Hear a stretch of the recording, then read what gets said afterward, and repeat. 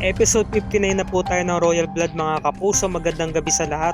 Araw ng Huwebes, September 7, 2023. Nakikiusap nga itong si Louie na magbalik na muli ang kanyang mami Margaret kasi hindi niya kaya.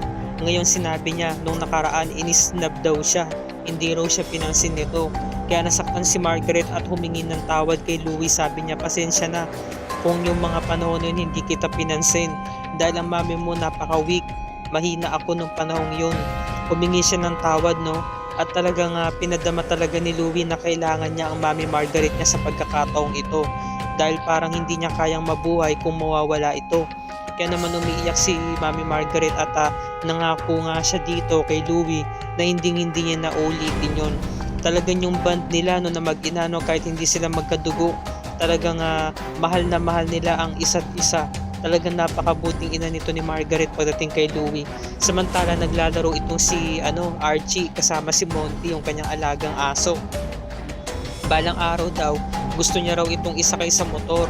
Sabi naman ni Lizzie, ang daya mo naman kuya pinsan, si Monty pa talaga yung una mong isakay kaysa sa akin. So bigla na lamang sumingit itong si Beatrice. Sabi niya, gusto mo Lizzie, ipasyal kita, bibili tayo ng ice cream. Isama na rin natin si Archie. So sabi naman ni Lizzie, talaga po ba tita? Kaso magpapaalam po muna ako kay tatay. Sabi naman ni Beatrice, ako na ang bahala, tatawagin ko si tatay na apoy mo. So sabi naman ni Loray, ipapaalam ko po muna si Sir Archie sa mga parents niya. Sige po. Samantalang tong si Napoy, good mood Masaya siya dahil nakakita siya ng isang vendor na nagtitinda ng mga lobo. So pinakyaw niya na. At tumawag na nga sa kanya tong si Beatrice para nga ipaalam na ipapasyal niya daw muna sina Archie saka si Lizzie, yung mga bata. Sandali lamang daw dahil bibili daw siya ng ice cream. Sabi naman ni Napo, o sige Abby, ikaw na muna bahala dyan kay Lizzie Tama-tama, may sorpresa kasi ako sa kanya. So ikaw na muna bahala, sige bye. Tapos sabi naman ni Beatrice, tara na Lizzie, alis na tayo. So ito na nga, pinuntahan ni Andrew itong si Margaret para humingi na naman ng tawad. Sabi niya, akala ko ba Margaret, napatawad mo na ako? Sabi naman ni Margaret, hindi, kailangan umalis ka dito dahil kapag nandito ka, nakikita ko lang na yung mga pinaggagawa ninyong dalawa ni Beatrice, yung pagbe-betray nyo sa akin, naaalala ko lang, manunumbalik lang sa akin yung mga alaalang yun, kaya hindi kita mapapatawad, umalis ka na. Sabi naman ni Andrew, sabihin mo lang kung anong gusto mong ipagawa sa akin, gagawin ko, mapatawad mo lang ako. So naisip ni Margaret, sabi niya, then you should kill Beatrice. Gawin mo to para sa akin. So sabi naman ni Andrew, tumanggi siya, sabi, Margaret, Han, alam mo naman na hindi ako mamamatay tao. Hindi ko magagawa yun. Sabi naman ni Margaret, then gawin mo para mapatawad kita. Talagang pinaglaban ni Andrew na hindi niya magagawa yung pinapagawa sa kanya ni Margaret. Tapos sinarahan na siya ng pinto, pinigilan ni Andrew, sabi niya, saglit lang. Tapos noon sinarahan na talaga siya ng pinto. So biglang napaisip itong si Andrew na palingon siya. Biglang sumama yung tingin niya. So malalaman natin kung si Andrew ba talaga may gawa nito. Samantalang ito na nga si Loray, kinausap niya itong si Diana para nga ipagpaalam na sasama daw sila sa rides ni Beatrice at bibili daw sila ng ice cream. So syempre nakikinig si Christoph habang ito nag-cellphone. Nagsalita ito na no. Sabi naman ni Archie, no dad, isasama ko si Monty, bibili kami ng ice cream. I said no, that's final, sabi ni Christoph. So naintindihan naman ito ni Diana, pinaintindi na naman yan sa anak niya. Sabi niya, it's okay Archie, hinawak-hawakan niya to sa may balikat kahit na baka sa mukha ni Diana na nasasaktan siya para sa anak niya. Samantalang ito na nagdadrive na nga itong si Beatrice. Sabi naman ni Lizzie, sayang po hindi natin naisama si Kuya Pinsan. Sabi ni Beatrice, oo nga di bale next time na lang. Siya nga pala, ano nga pala yung paboritong ice cream ni tatay Napoy mo? Ube po. Yuck, pang matanda. O sige, bibili na lamang natin siya. Sabi naman ni Lizzie, teka po ba, parang si tatay yun Oo nga anong ginagawa niya dito? Saglit lang, tatawagan ko siya ha. Isusurprise natin siya para sumama na rin siya sa destination natin. Sige po, kuya, lumingon ka sa kaliwa mo, paparating kami. Eh no, nagkaway sila. May kita mo kami. Kuya, sumunod ka na sa amin ha. Pupuntahan namin. O sige, sige. Ano tayo, magkita na lang tayo doon sa tagpuan natin ha. Sige, mag-ano ako habang nagdadrive ako, naka-open tong call ko sa'yo para ma-monitor kita. Susunod na ako. Sige kuya, sumunod ka na. So, dala-dala na nga ni Napo itong mga lobo. Ang dami mga lobo at inop niya muna yung phone. Tapos itong si Beatrice, hindi niya ma-break yung kanyang sasakyan. Kinabahan na siya. So, tinawag niya si Lizzie kasi si Lizzie biglang tinanggal yung seatbelt. Inaalahanan niya agad yung bata. Sabi niya, Lizzie, put your seatbelt on. Sige na, put your seatbelt on. Tapos ang tuloy ng takbo niya, no? Para sa akin lang naman minimal lang yung pagpapatakbo niya, sakto lang Parang nasa medium lang, 'di ba? Bigla na agad siya humingi ng tulong sa Kuya Napoy niya. So, nagsusuot pa lamang ng helmet si Napoy. Tumawag na agad si Beatrice at sinagot ito ni Napoy. Sabi niya, Kuya, nawawalan ako ng brake. Hindi ko talaga maihinto tong sasakyan. Sige, ulitin mo lang. Sige na. I-pull mo yung brake. Pinipindot ko talaga tinatadyakan ko na po at ulit kuya, hindi talaga huminto. Ano tong gagawin ko?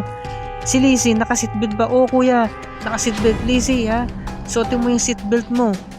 Kuya, tinatadyakan ko na madiin. Sabi ni Napoy, no, relax ka lang relax ka lang. I-relax mo yung sarili mo. Kalmahan mo lang. Malapit na ako sa inyo. Meron tatawid. Sabi, no. Tapos lakasan mo yung sipa. Bilisan mo pa. Hindi talaga. So, sinusuot ni Lizzie yung seatbelt at kinakabahan na rin yung bata. Natetense na yung bata sa mga nangyayari dahil alam niya na meron talaga masama mangyayari. So, sabi ni Beatrice, no, Kuya, pasensya pero kailangan kong gawin to. Beatrice, wag! Anong gagawin mo? So, nag-drip itong si Beatrice, inikot niya yung sasakyan. So, nabitawan na ni Napo yung mga lobo. Tinangin na ng hangin. Na-aksidente sila, umikot yung sasakyan kasi nga nag-drip nga siya hanggang sa tumama sa puno yung pinakalikurang bahagi ng sasakyan kung nasa saan nakaupo doon si Lizzie, kaya tumama yung ulo ng bata. Yun pala yung seatbelt, hindi niya na isalpak na maayos dahil nga natetens nga yung bata. Sugatan si Beatrice, no, may tama siya sa noo. Tapos nakita ni Napoy, walang mala yung bata, ang daming dugo sa may ulo. Sabi, Kuya, nawalan ako ng preno. Sabi ni Napoy, tara na, dali natin sa hospital, tulong. Siguro si Beatrice hanggang sa nakapunta na nga sila ng highway. Pinara nila yung jeep. Sumakay sila ng jeep. Nakakatuwa lang, no, kasi first time na sumakay ng jeep nito ni Beatrice. Sabi ni Beatrice, Manong, pakibilisan naman po. Dalhin po natin sa hospital. Natatakot na rin yung mga pasahero. Nagulat, sabi yung bata. So, sabi ni Beatrice, paliwanag sa kuya niya, no, Kuya, nawalan ako ng preno. Sabi ni Napoy, ano nangyari? May tama ka ba ha? Wala kuya, nawalan talaga ako ng preno. So, si Napoy talaga kinakabahan. Yapos-yapos si Lizzie. So, ito na, kailangan nang dalhin sa emergency room itong si Lizzie. At isinakay na rin sa wheelchair itong si Beatrice dahil dalawa nga sila may tama.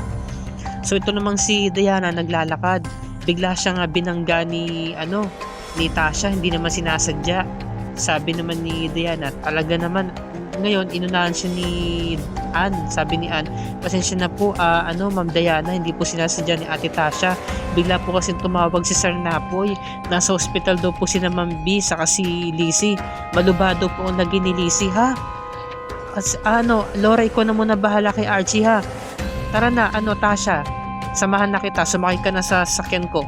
So nakita ni Christoph, sabi, anong ginagawa ng asawa ko? At kasama niya ang maid na yun. Sabi ni Laura, pupunta daw po sila sa ospital kasi nandun po si Sir Napoy, na aksidente po yung anak niya, pati rin po si Ma'am B. So sabi naman ni RG, talagang nagwawala si RG, gusto niyang sumama. Ngayon, sabi nung nurse, nagpapaliwanag yung nurse at bigla naman dumating itong sina Diana sa si Tasha. Ayan, sabi niya, wala pa po kasing balita, i-update po namin kayo, hayaan nyo po. So talagang nag-seizure na tong si Lizzie, nakakaawa naman, duguan yung ulo ng bata. At nakita na ni Napoy doon sa may salamin. Nag-aalala si Tasha, sabi, baby girl. Ayan, talaga nag-seizure yung bata, nakakaawa. hanggang sa ano na lang, pinatihaya siya. Sabi ni Diana, talagang nag-ano rin si Diana eh, nag-ano na rin siya eh, natatakot na rin siya, kaya sinabi niya, bigyan nyo kami ng update please. So ito na nga, in-update na nga sila ng doktor, okay na daw, na-control na daw yung bleeding ng bata, at ano na, kailangan nilang i-monitor yung 24 hours kasi delikado, maaring malagay sa peligro yung bata, kaya hindi pa rin dapat maging kampante. Sabi naman ni Tasha, diretsahin nyo na po kami dok, hindi ho ba magiging ligtas yung inaanak ko sa loob ng 24 hours? Sabi naman ng doktora, wag po sana natin ipanalangin na ganun, ipagdasal na lang po natin na maging okay po ang kalagayan ng bata within 24 hours. So bigla na lamang napatalikod si Napoy, no? Bigla na paupo sa gilid at biglang tumawag ito si Christoph. Sabi niya, umuwi ka na dahil nagtatantrums yung anak mo, urgent, umuwi ka na, bilis.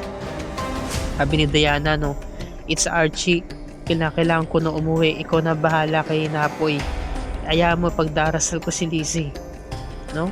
Hanggang sa pumunta sila sa mini chapel. Sabi ni Napoy, kinakausap niya ang Diyos, sabi niya, Lord, pakiusap, ibalato mo na sa akin to, ibigay mo na sa akin to. Tapos maya mo biglang dumating si Camila, galit na galit, nagwawala. So ito ba ang madadatnan ko? Ito ba ang gagawin mo sa apo ko? Pinaubaya ko sa sayo, pero anong ginawa mo? Pinabayaan mo? Biglang tumayo si Beatrice saka si Napoy. Sumunod si Tasha, sabi niya, tita, paano niyo po nalaman na nandito kami? Dahil may mga tauhan ako, pinababantayan ko ang mga kilos at galaw ng apo ko. Kala mo hindi ko alam? Alam na alam ko. So sumingit si Beatrice, sabi niya, sagit lang po, huwag niyo pong sisihin si kuya, ako po may kasalanan ng lahat, ako po nagdadrive ng sasakyan ko, ikaw, you shut up, sabi ni Camila kay Beatrice. Sabi niya, no, ikaw wala kang kwenta, noong una pinabayaan ko, akala mo hindi ko alam yung nangyari sa ambush nung kasama niyo yung lolo niya? Pinabayaan ko dahil wala nangyari, but this time may nangyari. So sinampal niya na malakas si Napoy, no, ang lakas ng sampal. Kapag may nangyari sa apo ko, hindi kita mapapatawad, mapapatay kita, papatayin kita. So inaawat siya ni Tasha, sabi ni Camila, isa ka pa. So bigla siyang umalis. At talagang si Napoy, talagang awang-awa talaga ako kay Napoy. Bigla na lamang siya napayuko at napahawak ang mga kamay doon sa lamesa ng altar, 'di ba? Altar ng ng rebulto ni Jesus. Samantala nakauwi na nga si Diana at nakita niya na okay naman pala si Archie, 'di ba? Niloko siya ni Christoph. So napanatag na si Diana dahil okay naman pala si Archie. Kinumpronta niya yung asawa niya, Christoph, pinagmamadali mo ako umuwi? Tapos sinabi mo sa akin sa phone call kanina na nagtatantrum si Archie, wala naman palang nangyari, okay naman pala siya. Sabi naman ni Christoph, kanina lang yan, ngayon lang siya naging okay ulit. Sabi mo nga sa akin, nagagalit ka ba sa akin dahil pinuntahan ko yung anak ni Napoy, nakaaway mo, o iniwan ko si Archie, no? So sabi naman ni Christoph, bakit mo ba kasi kinakampihan si Napoy? So, nagkasagutan na sila, no? Yan, talagang galit na galit to si Diana kasi nga kapatid mo yung na-aksidente at merong nadama yung bata. Sabi naman ni Christoph, no, wala akong pakialam, kahit kapatid ko siya, traitor siya, no? Samantalang dumating na nga ito sina Sargento at pinaalam kay Miss Royales na yung resulta ng kanila investigasyon na meron nagsira ng brake ng kanyang sasakyan.